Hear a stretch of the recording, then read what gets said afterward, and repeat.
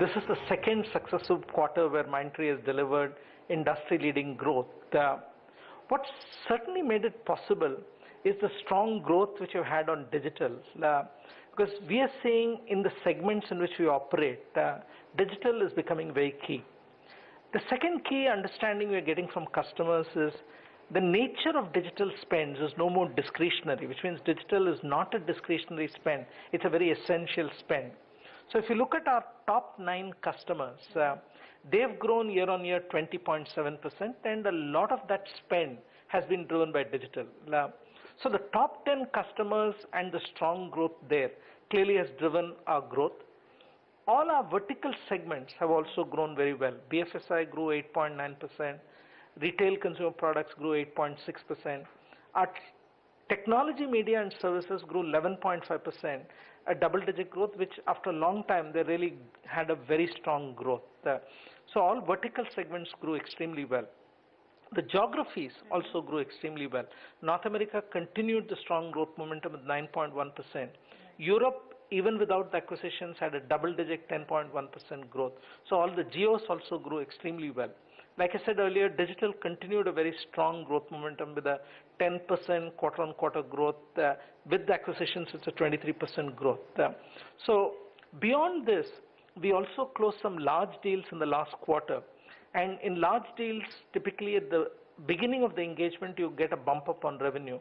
So we started executing on that. So that also drew a strong growth. So overall, if I were to summarize the reasons for the strong growth, it is continued strong performance in digital, our top 10 customers growing very strongly, as well as large deals where we have started the execution. You've been saying that digital has been a growth driver for the company, not just this quarter, but over the last few quarters. In fact, the deal wins accounts to 50% when it comes to the digital space. Going forward, what are the opportunities you see, the kind of investments that you're making in the digital front? Clearly, as KK mentioned, I think digital has been a growth driver for us. We see continued momentum both in our top customers as well as in the next set of customers. One big trend that we have seen this quarter is digital is no longer a discretionary spend. So I think customers have realized they have to invest in digital to be able to take their businesses forward. So that is driving the momentum for us. From an investment point of view, I think clearly all the investments that we did the last couple of quarters is showing results, but we need to continue to make investments. Our single largest investment that we have made as a company is to be able to create the digital workforce of tomorrow, which is our global learning center in Kalinga. Already 750 people have graduated out of that campus.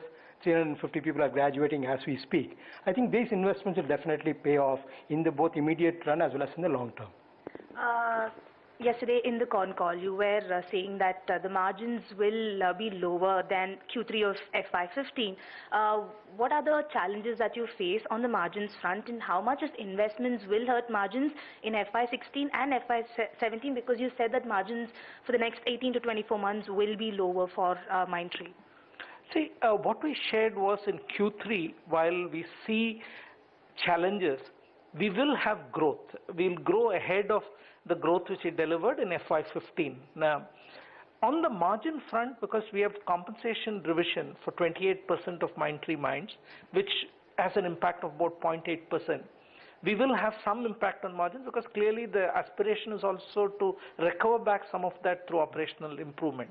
So there will be a marginal decline in margins. But looking at FY16 overall, like Partha said, we continue to invest very heavily on digital and in a more holistic manner, because we see talent as a differentiator, which is why we have invested a lot in creating the digital workforce of tomorrow. We continue to invest strongly in sales and marketing activities relating to digital. We are adding a lot of front-end talent, which will be close to the customer in digital. And we are also investing in what we call our platform services, which are really driven by digital technologies. So all of this will lead to a margin decline in FY16 as compared to FY15. At this point in time, we don't have a view on FY17 because we are still not